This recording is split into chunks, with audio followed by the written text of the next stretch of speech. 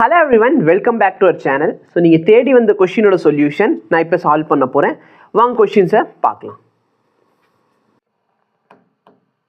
The dimension of இது எதோட dimension கேட்கலாம். இது பாரு ஃபோர்ஸா, ஃபோர்ஸ்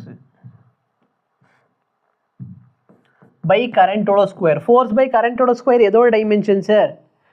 மேக்னெட்டிக் பர்மியபிலிட்டி மியூ நாட்டோடது. செல்ஃப் இண்டக்டன்ஸ் இருந்தால் என்ன சார் வந்திருக்கும்? இல்லைன்னா ஒரு ஆப்ஷனுக்கு எழுதி காமிச்சிடுறேன். செல்ஃப் இண்டக்டன்ஸ் இருந்திருந்தா எனர்ஜி பை கரண்டோட ஸ்கொயர் வரணும். இது அகைன் நீட்டில் இருக்க PYQ. மியூ நாட் வேணும்னு சொன்னால் ஃபோர்ஸ் அப்பான் கரண்டோட ஸ்கொயர்.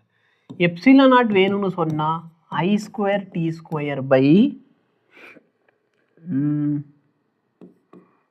FL square. இது வேணா சிம்பிளிஃபை பண்ணி இப்படி போட்டுக்கோ, I square by FC square. C வந்து ஸ்பீடு. மேக்னெட்டிக் ஃப்ளக்ஸ், ஃப்ளக்ஸோட ஃபார்முலா என்ன? Magnetic field times area. இதை நான் எப்படி எழுதிக்கலாம்?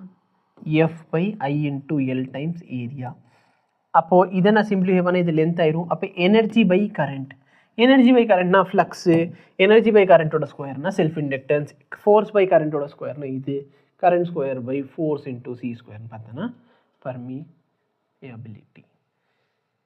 சரி, பர்மிட்டிவிட்டி. இப்போ நீங்கள் பார்த்த சொல்யூஷனை பெரிய லாங் வீடியோலேருந்து நாங்கள் கிளிப்பாக எடுத்து போட்டிருப்போம். ஸோ மேபி உங்களுக்கு புரியல அப்படின்னா எங்களுக்கு கமெண்ட் பண்ணுங்கள். நாங்கள் கண்டிப்பாக இந்த வீடியோக்கு ஒரு டெடிகேட்டான சொல்யூஷனும் கொடுக்குறோம். ஓகேவா? இல்லை புரிஞ்சிடுச்சுன்னா வீடியோவை லைக் பண்ணுங்கள், மற்றவங்களுக்கும் ஷேர் பண்ண முடிஞ்சால் ஷேர் பண்ணுங்கள். தேங்க்யூ.